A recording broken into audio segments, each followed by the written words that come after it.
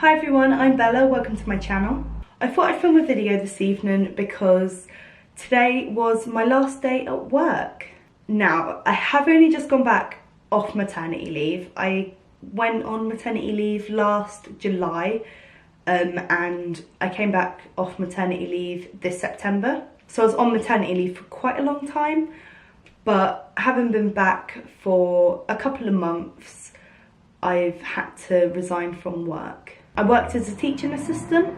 I had 1 year left before doing my teacher training. Because I had Prim, I had to defer that for a year, and now I've gone back to work, I've sort of deferred it another year. Since having Primrose, my whole sort of career prospects have completely changed, and I have no clue what I want to do anymore. So that is all up in the air at the minute. So yeah, I don't work anymore, which is really strange because ever since high school, I have not been out of work or education. So I'm kind of out of my depth here of what I'm doing with my life. But hopefully it will all make sense and all work out in the end. So today was my last day and it was very bittersweet because I was really happy because I get to stay at home with Primrose. I get to spend another year with her, nurturing her and bringing her up. But at the same time, I was leaving all my colleagues behind, all the little children behind, and it was just bittersweet. It was sad, but I'm also really happy. Deciding to leave work and to stay at home with Primrose was a really, really hard decision. I loved working and I love my job. Being in a classroom is so much fun, but I've had to sort of make this small sacrifice for my family and for Primrose. But at the end of the day, I really hope it works out best for our future. So for many nights, me and Connor have sat down and worked out every single scenario, from Connor working more, me not working, me working more, and Connor leaving work.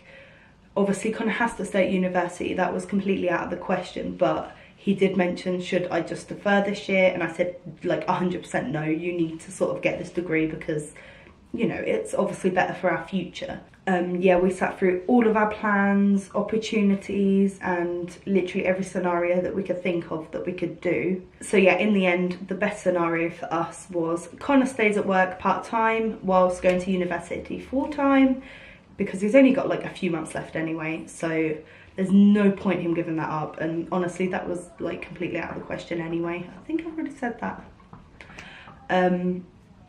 And for me to just quit work, because I was only working 2 days a week anyway, which was about 10 hours.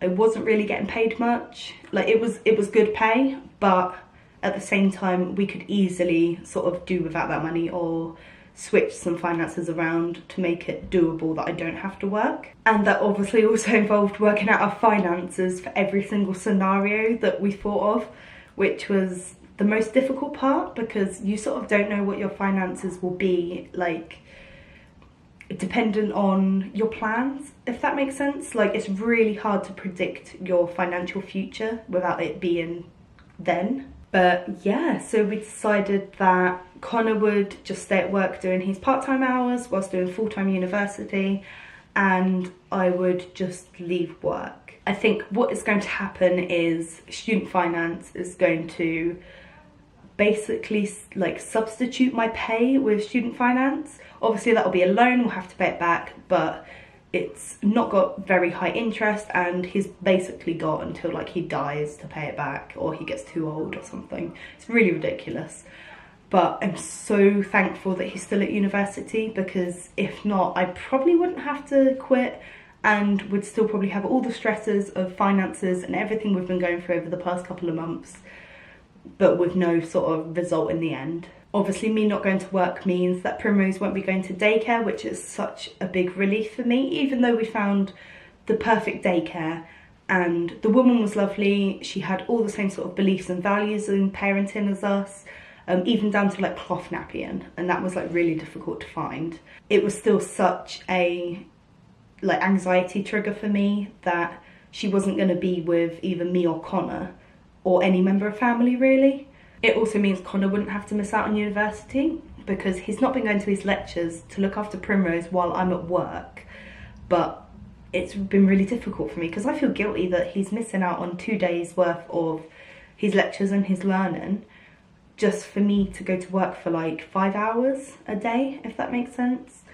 So that's a really big relief for me, because he's been doing that since September, because we couldn't get Primrose into nursery until the end of November. So yeah, thankfully now he can start going to university full-time like he's meant to, and put 110% into his degree, rather than trying to split it between being like a stay-at-home dad and going to university at the same time.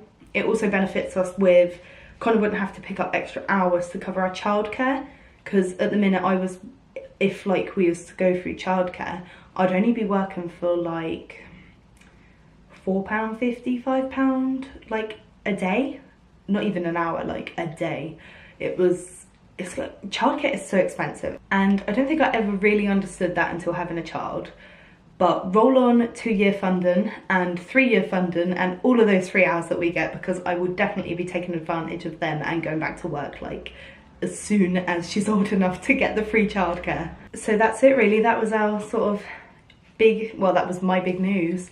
Gonna be a stay-at-home mum for at least a year, hopefully no longer, because after this year I'm planning to do my teacher training and get back into my career path of hopefully being a teacher. So thanks for watching, guys. It was just a short one, like a little life update, but hopefully, because I'm not at work now, I'll be active a lot more, and hopefully there'll be another video soon.